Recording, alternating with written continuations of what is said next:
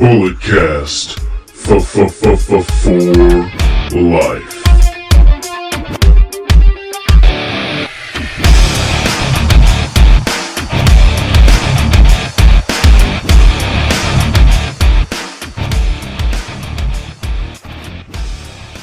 Ladies and gentlemen, hopefully you are being loved by your loved ones on this day of love. Happy Valentine's Day, happy NXT Vengeance Day, because that's what we are here to talk about. I am Phillip Antoine, I am a microphone messiah. My co-host is Brandon Tanguma, he is the Canadian Destroyer. Baby Huey is no longer the Bulletcast champion, ladies and gentlemen, so it came down to a tie between Brandon and myself, and whoever wins, somebody's walking out of here an 11-time podcast champion. Who's it going to be? That's the real question. Brandon, how you doing tonight?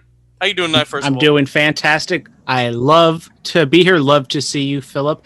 Maybe instead of just splitting time with the championship, either me or you having, we can just be co-champions. That only happened, I believe, one other time in Bulletcast history. We can be co-champions as maybe we head into a real pay-per-view like WrestleMania, not Elimination Chamber or Fastlane. You want to do this? If you want. It doesn't count as it's like an interim title, so it doesn't count on my record or our record. You don't want to rack up an 11th one?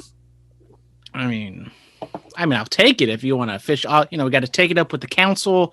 Ladies and gentlemen, the new Bulletcast champion is both of us. How about that? It's Valentine's Day. We love each other. Everyone is the Bulletcast champion today. I don't know about all that, but officially, you and I were doing this. We will be co-champions.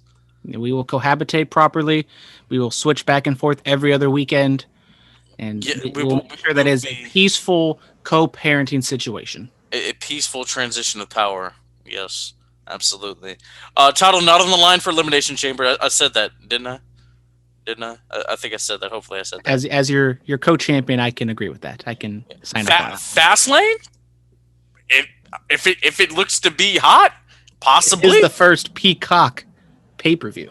So that's true. I don't know. We'll see. Ladies and gentlemen, we're here to talk NXT Takeover Vengeance Day. Brandon, let us know what happened. What happened on the pre-show? I hear we got a new guy signed. We do have NXT has a new person signed, and we also apparently have a new woman allegedly signed to WWE, not official yet by WWE standards, but Taya Valkyrie apparently has signed with WWE, and it looks like she will be starting off with NXT. Phillip, any thoughts on that potential signing? Taya Valkyrie, she's somebody that is a tremendous talent. We've gotten to see her out here in the Bay Area a couple times. Dominated Impact's Knockouts division, was champion over there. I think she has the longest reign. I thought maybe AEW would have swooped her up because, their women's division desperately needs someone like her, needs that kind of a star power. But I get it, her husband, John Morrison, works there. So, they'll be together or whatever. So, it's a win-win, I guess. I like the move. I think Taya Valkyrie is a spectacular talent. Going over to NXT, that roster just continues to be, I believe, the best in North America. Don't want to speak on the Japanese side of things, but I kind of agree with you. I think AEW would have desperately needed her on their roster, but with her husband being on WWE, I believe he threw out a little hint on when he was talking to Bad Bunny, her Mexican name and wherever she wrestles in Mexico, it's something that he did the male version of that. So little hint right there for you. But officially, we have a new signing on NXT. On the pre-show, we had Wade Barrett, Sam Roberts, and Brandon Walker from Barstool Sports. Shout out. And they got interrupted by LA Knight, otherwise known as Eli Drake. We talked a little bit before we went on the air, Phillip, both of us not a fan of LA Knight, quite possibly the stupidest name WWE has ever given somebody. LA Knight, Eli Drake. I'm sorry, I liked Eli Drake better. Dummy, yeah. It's one of those where certain guys just need to keep their names. You know what I mean? I'm sure maybe a year from now people will get over it, but I won't. An incredibly talented guy. He was the most over thing in Impact a couple years ago when Impact should have died. He was just an NWA Tag Team Champion. I expected bigger things from him in NWA, but pandemic happened or whatever. So I mean, it's a great signing. He's a talented guy. Just I'm not a fan of the name. Yeah, definitely not a big fan of the name. I'm not as big of a fan on Eli Drake. I think he's a fantastic talker, maybe one of the best talkers in the business. I think he's a tad bit overbearing for me. When it comes to in ring, he's good. He's not, one of the top tier guys by any means. But in NXT, I mean, it's really good wrestling. Maybe he doesn't have the best talker, so maybe he can kind of be like, I mean, it is kind of easy to equate him to EC3 when EC3 was in NXT. But I guess we're just going to have to wait and see exactly how they perceive him, because I just don't see him as like a top tier main event guy. I almost kind of see him like Cameron Grimes, and Cameron Grimes is getting a fresh new push. I I don't know what his role would be in NXT exactly. I don't know. We really are just gonna have to wait and see. Cameron Grimes, I love that guy. Love me some Cameron Grimes. Well, let's start off with the proper NXT Takeover Vengeance Day show. The opening, they had Josiah Williams. He had a little rap track kind of covering some of the matches on Takeover. Phillip, I know you're a big fan. How'd you like his opening little rap here?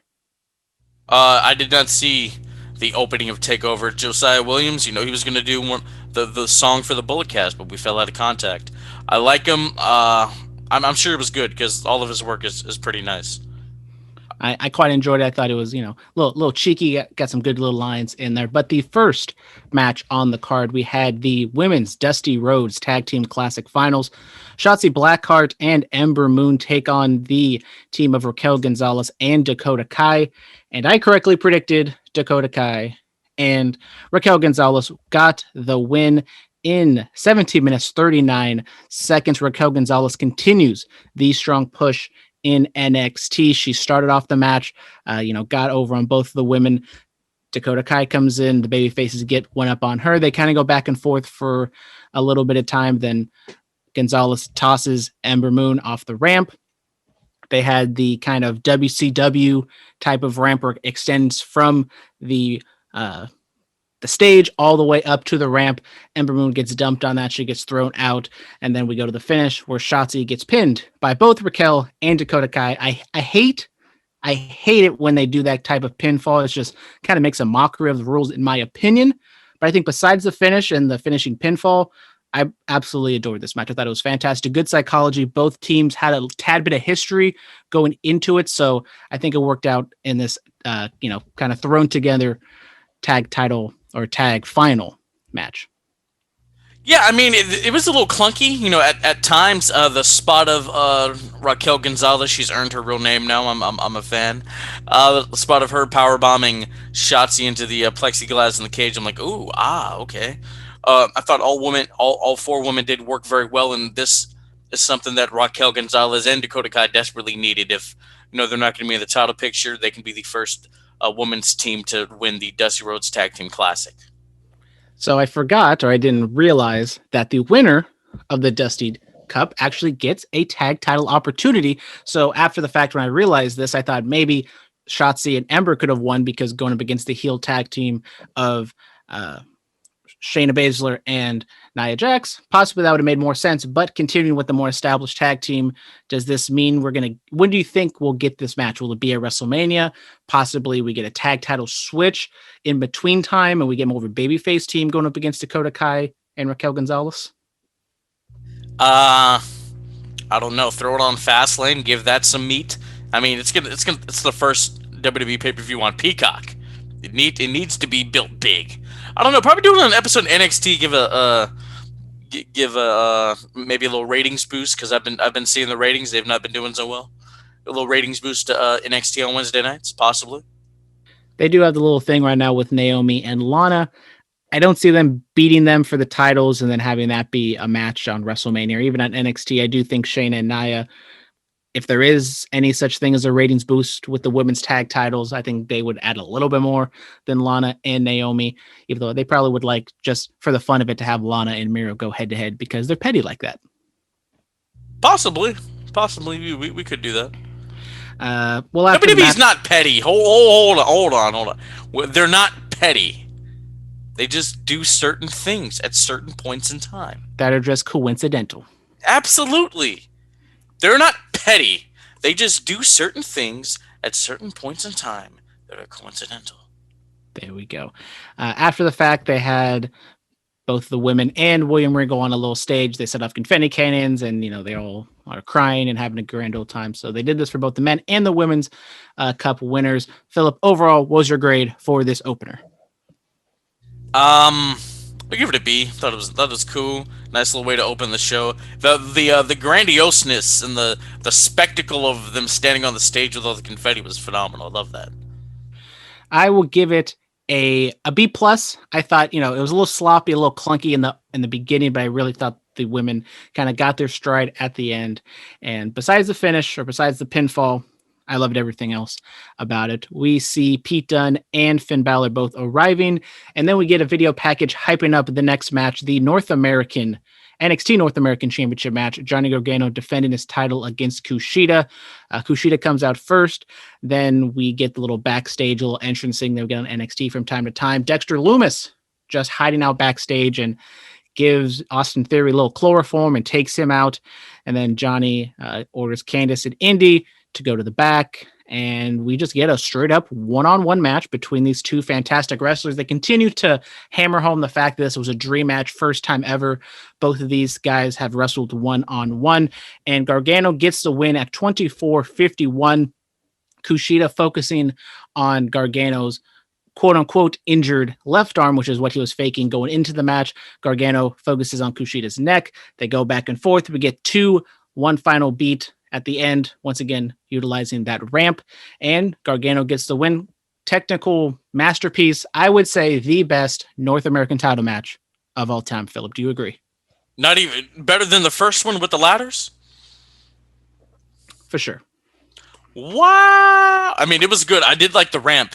I love the ramp there. That I thought that was a nice touch, and it was utilized very properly. I mean, it was fun, man. It was fun. I mean, the chain wrestling and the trying to get a hold, but the other guy tries to get the same hold, and them just going back and forth, just really complementing each other with similar styles. And this could be the best North American title match of all time, possibly. I'd have to go through the records and look to see at the other ones, but I mean, Brandon, and I trust his judgment. So if he says it's the best one, then damn it, it's the best one. Technically, I think this was the best match of the show. For better, for worse, I think this is what you get with Kushida. The promos and the story going into this match was really one-sided. Gargano was definitely, doing a lot of the heavy lifting, just kind of putting heat on himself more than putting heat and, putting stuff on Kushida. But when it came down to it, the match was phenomenal. They go back and forth, a lot of mat work, a lot of submissions, very similar to what we see later on in the main event. And they call this a dream match. I would say lived up to the hype. I would give it an A, just kind of leaving a little else to be desired with the story. And then obviously with the fans and the atmosphere there was fans, there was the jumbo, there was the, whatever you call it, the Thunderdome-esque fan screens all over the arena. But I give it an A, little room for improvement, but I would say best match of the show. I will go on record. I think that was the best match of the show. It was fun. It was exciting, and I'm a fan of Kushida. Now, Philip, I don't know exactly what kind of NXT guy are you. Where do you see the North American title go from here? I would assume this is kind of the end for the Kushida Gargano storyline. We got Dexter Lumis hiding out in the backstage, taking out Austin Theory. I kind of hope that's more of a Theory Lumis feud than a Lumis Gargano feud, because I'm not a big fan of Lumis kind of in a higher up feud like this. That put the title on him. Hell yeah. Let's get weird with it. I like it when wrestling gets weird.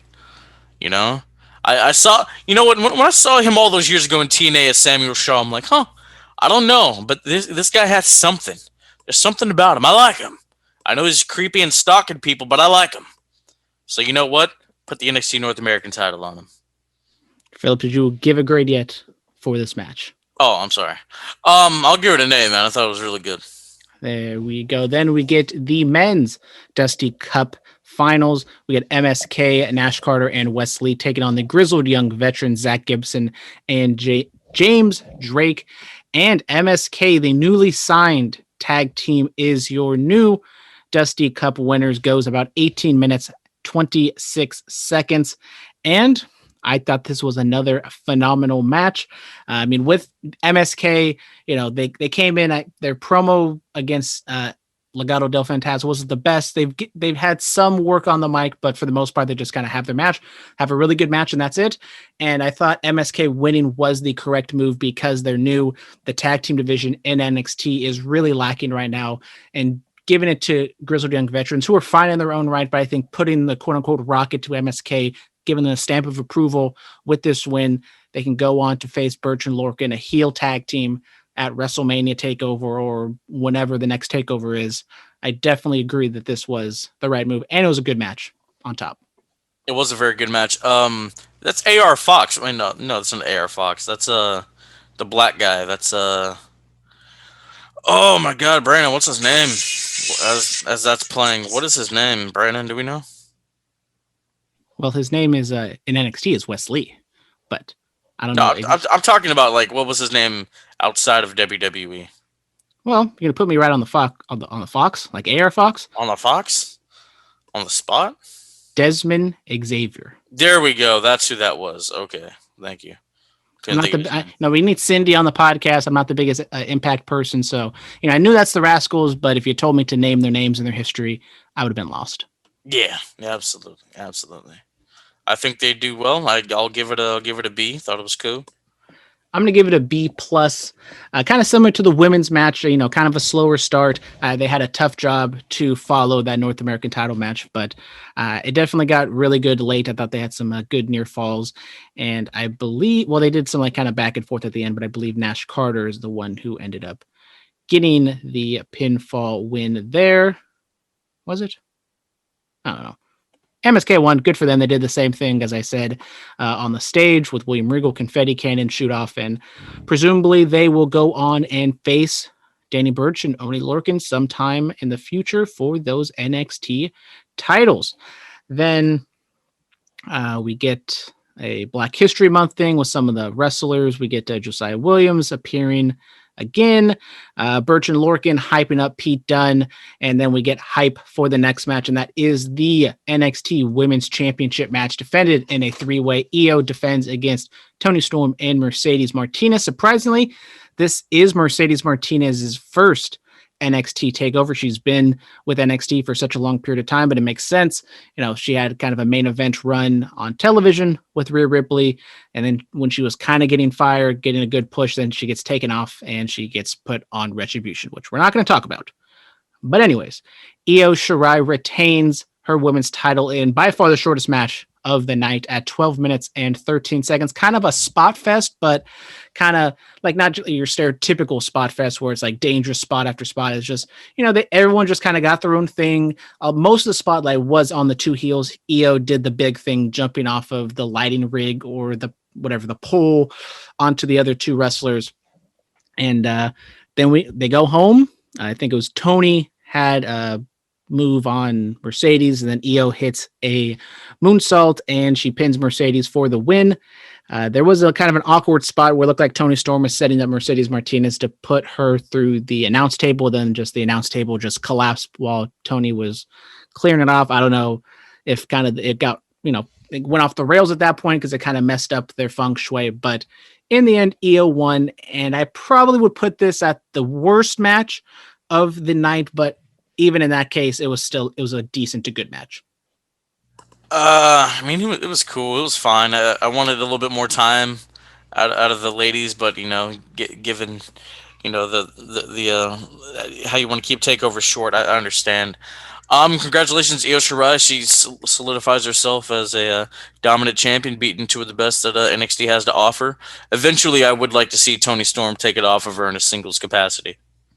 Yeah, that was kind of my. I mean, it pretty much played out the way I said it was going to. Io pins Mercedes, and I would assume that would mean that leaves room for Toni and Io to go one-on-one at the next takeover, and I think that is the right move. Toni, I think she's definitely good enough and has the talent to be the women's champion in NXT, but we have to stay tuned to find out. I will give it a B minus. I thought it didn't really get going enough. It didn't get into like that fourth or fifth gear to really, make it that good of a match. But overall, it was solid, and all three of those women are pros, and they do what they do. Then we get an Elimination Chamber spot, WrestleMania. 55 days away, ladies and gentlemen. Then we go to the pre-show where they kind of recap the whole Eli Drake segment. And we get the hype package for the main event. Finn Balor, the NXT champion, takes on Pete Dunne. And they do the whole shtick where they do the little backstage walk, do the entrance. They have the spotlight put down on them. The ring announcer has the microphone come down from the roof, all like MSG. And they go back and forth, very similar, as I said, to the North American title match. A lot of grappling, a lot of chain wrestling. The story was Pete going after both Finn Balor's jaw and his fingers. That was really the main place that if you're one of those people kind of like me who doesn't like the whole, quote unquote, break the finger spot, and then the wrestler ends up fighting for like another 5 minutes. The joint manipulation, you don't like that? I mean, I'm not a big fan of, you break the fingers, quote unquote, but then the wrestler is able to wrestle another 5 minutes and seemingly he's perfectly fine. The break the finger with the pull apart. I did that once, Brandon. How did that work out for you? I won the match. Good job. And that's what it should do, in theory. Yes, I know. So maybe I'm a better wrestler than Pete Dunne. Can we say that? Anyways. One could draw that conclusion, but yes, Pete Dunne did try to break the fingies of Finn Balor, but he did not succeed. Finn Balor wins at 25 minutes and 10 seconds to retain the men's NXT championship. Fantastic match. I still would probably put a little bit short of the North American title match. I'm going to give it an A-. Kind of a slower start. You kind of knew that this is what they were going to go, especially with kind of the main events Finn Balor's been putting on lately. But still, just two fantastic wrestlers doing what they do best. And I enjoyed the finishing sequence as much as I kind of poo-pooed on the finger-breaking spots. No, yeah, I mean, the finishing sequence was excellent. When he kicked out when he hit the bitter end, I'm like, oh my God, it's it. They're putting the title on Pete, and it didn't happen. I was like, oh, we're gonna keep going with this. I think is Finn Balor the first person to kick out of the bitter end? I would probably say no. No. Tyler Bate did it at that takeover a few years ago. That's right. Yeah, but I thought this was fun. I love the joint manipulation. When Shayna Baszler does it, I feel like I'm gonna throw up because because I guess women are more flexible than men, and just the way she stomps on them, like But I love Pete's too. But what happened? What happened after, Brandon? Tell me. Well, after the fact, Finn Balor's just kind of sitting there, soaking it in, still selling the fingers. And then we get Birch and Lorcan come on down. They beat up Finn Balor, extended beat down for a couple, like maybe 30 to 45 seconds. Then Undisputed Era come out to make the save. Kyle O'Reilly helps Finn Balor to his feet. They have little words. And we get three members of Undisputed Era. Kyle or Bobby Fish still is not there. He's still recovering from War Games, and they do the whole sign off thing. They put up the UE and they have the little ticker on the bottom. And then we know what happens with NXT when that ticker goes down at the bottom. Something's gonna pop off. Adam Cole super kicks Finn Balor on that injured jaw, and then Roderick Strong and Adam Cole are kind of talking back and forth, trying to cool him down, and then Kyle O'Reilly's kind of jaw jacking, and then Adam Cole super kicks Kyle O'Reilly. And Adam Cole walks off. Roderick Strong, confused, doesn't know who to side with. And we finally got it. Undisputed Era looks like it is officially broken up. We can't have that. I'm not ready for the UE to break up. I'm wearing the shirt. I know you guys can't see it, but I'm wearing the shirt. Well, look, it's different. This is one of the more compelling stories that they've done in quite some time. We could say that. So I'm interested. So, what's, So what Bobby's injured. Roddy doesn't know what to do. Looks like Kyle O'Reilly may have stepped on Adam Cole's toes. And I understand why Adam Cole super kicked Finn Balor. I'm supposed to be the guy that you're supposed to be talking about. People compare me to Shawn Michaels, by the way. I met Shawn Michaels 6 years ago today, one of the best days of my life. Yes, and plus, Finn Balor beat Adam Cole to have this current run with the NXT title. So, yeah, of course, Adam should have kicked him in the face. I support that. Hey, you know what? NXT may have me on Wednesday night. I may have to watch them before AEW. And that's the kind of stuff you want. I know we live in a streaming era, but still, you want to get people over to watch your show as it happens while it's live. Yeah, I mean, Undisputed Era has kind of felt stale for pretty much a year at this point. The Golden Prophecy, it kind of ran its course, and they just weren't doing anything really different. They were kind of the consistent act there. They were just kind of being very repetitive. Adam Cole being the NXT champion, then he loses it. Then Kyle O'Reilly's kind of the new guy. You were thinking maybe they were going to do some overt tension when Kyle O'Reilly was challenging for the NXT title. They really didn't. So then they kind of pushed that to the side, and then now I guess it's just all bubbled up to the surface. Adam Cole couldn't take it anymore. And I mean, I think this is definitely the right move. I think Undisputed Era needed to break up or at least get some sort of shift, whether that is, Finn Balor being the new Undisputed Era person or they just break them entirely, which I think is definitely a fine idea. As I said, Roderick Strong being conflicted, Bobby Fish out there. We don't exactly know what his status is, whether he's injured and he's not going to come back because, he's a little up there in age, or if he's going to, maybe come back and join maybe Bobby Fish joins his Red Dragon buddy and Kyle O'Reilly, and then Roderick Strong, he turns heel and joins up with uh, Adam Cole. Maybe we get a tag team match at the Takeover, and the Undisputed Era implodes. But I think this was needed, and I'm excited to see Adam Cole kind of freshened up a little bit. Yeah, he was a heel, then he turned babyface without turning babyface, then now he's a heel again, kind of Big Show-esque. But I think Adam Cole right now, he should be considered, one of the top guys. And if it's him, he gets freshened up. He's a heel, possibly going after Finn Balor in a couple months after this Undisputed Era thing kind of settles its course. I'm perfectly fine with that. So what about when they go to the main roster? Then are they all separate? Are they in the incarnations that they'll be in once they leave NXT, or do they all stay together? What happens? I would think that they shouldn't be together. I wouldn't say anymore because I think eventually we're going to see some sort of reformation of Undisputed Era in a few years. But I think having Adam Cole, who's the top dog, he's the top guy.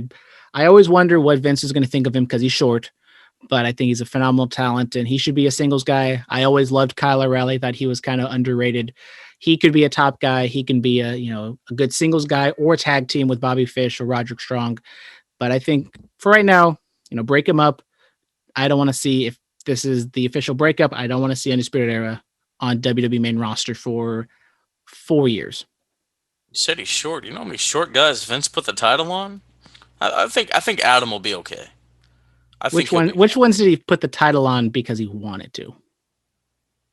Sean. Actually, wait. I remember how he felt about Sean, but then Sean's performance he was like, all right, yeah, we got to do it. How did he? I don't know how he felt about Brett in the beginning, like during those early runs with the title. And even with the Brett situation, it was kind of like we got to go in a different direction because the steroid things. If it was up to him, he would have probably ridden Lex Luger, but just he wasn't. The fans were really taking a Lex Luger, so he had to pivot, and I guess Brett was the next best option. I guess. Could we say Jericho then? Because Jericho's not he's not a tall guy. But he wasn't he was kind of a transitional champion. Every run though? As a top, but he was the world. If we take out the Undisputed title run, he was like the world champion, and wasn't that?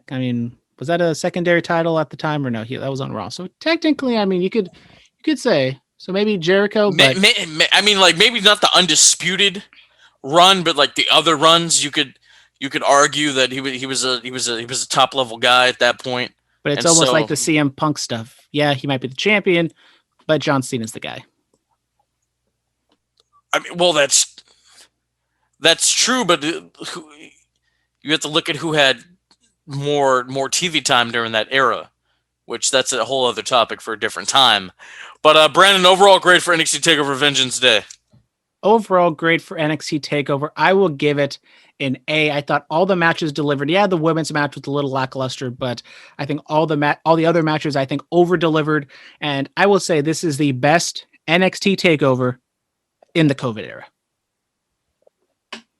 You're gonna say it. You're gonna say it. A little bit of a caveat. I already said best NXT North American title match ever. I will say this is the best, not fan. Well, I guess there are fans there, but the best COVID era NXT Takeover thus far. Okay. Not even In Your House. In Your House was good.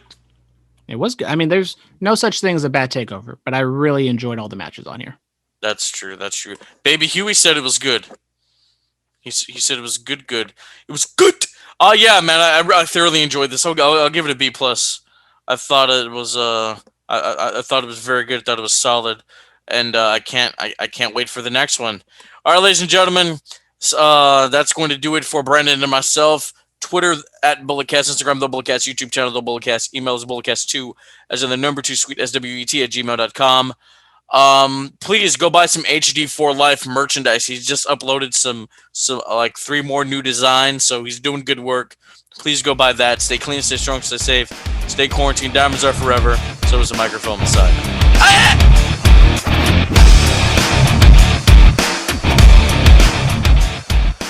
This has been the Bulletcast. Thank you for listening.